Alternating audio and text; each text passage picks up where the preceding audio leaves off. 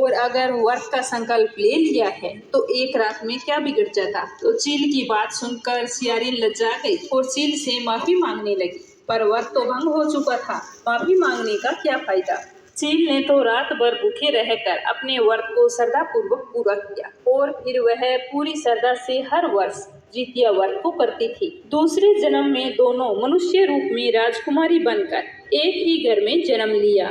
सियारिन तो बड़ी बहन बनी और चील उसकी छोटी बहन। समय के साथ दोनों बड़ी हो गई तो सियारिन की शादी राजकुमार से हो गई और छोटी बहन जो चील थी उसकी शादी राज्य के मंत्री पुत्र से हो गई। समय बीतने पर दोनों राजा और मंत्री बने। सियारी नानी के जब भी बच्चा होता तो होते ही मृत्यु को प्राप्त हो जाता और उसकी छोटी बहन के बच्चा होता तो वह बहुत ही हट्टा कट्टा और तंदुरुस्त होता। तो बड़ी बहन बार बार अपने बच्चों को खोने के दुख से बहुत ही दुखी रहने लगी और साथ ही अपनी छोटी बहन से ईर्ष्या भी रखने लगी। एक बार उसने अपनी छोटी बहन के बच्चों के सर कटवा कर एक डिब्बे में बंद कर दिए और बहुत ही खुश हुई कि मेरे जैसे ही मेरी छोटी बहन हो गई है। लेकिन क्या देखती है कि थोड़ी ही देर बाद में उसकी छोटी बहन के बच्चे माँ माँ करते हुए दौड़ते हुए आते हैं।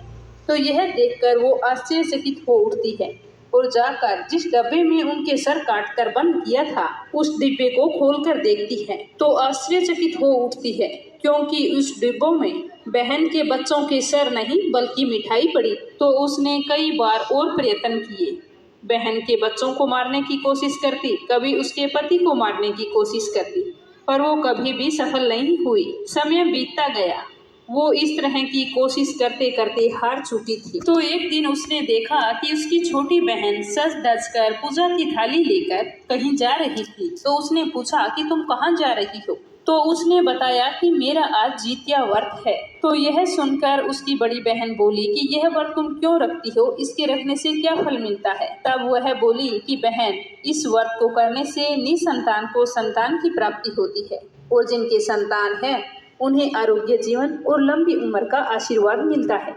भगवान श्री कृष्ण उनके बच्चों की रक्षा करते हैं। इस तरह व्रत का महत्व बताते हुए वो अपनी बड़ी बहन से बोली कि बहन, मैं तो कहती हूँ कि तुम भी जितिया व्रत करो, तुम्हारी गोद अवश्य हरी हो जाएगी। तो अपनी छोटी बहन के मुख से ऐसी बात सुनकर उसे अपनी भूल का आभास हो गया कि जो मेरी सुनी गोद की परवाह करती है मैं उसी की गोद को उजाड़ने पर तुली हूँ। वह हाथ जोड़कर रोकर अपनी बहन से माफी मांगने लगी तो उसकी छोटी बहन ने उसे माफ कर दिया और उसे अपने साथ पूजा करने के लिए ले गई और वहां जाकर जितिया व्रत की विधि विधान से पूजा की और व्रत रखवाया, व्रत कथा सुनी। व्रत के प्रभाव से रानी ने 9वें महीने बहुत ही सुंदर पुत्र को जन्म दिया।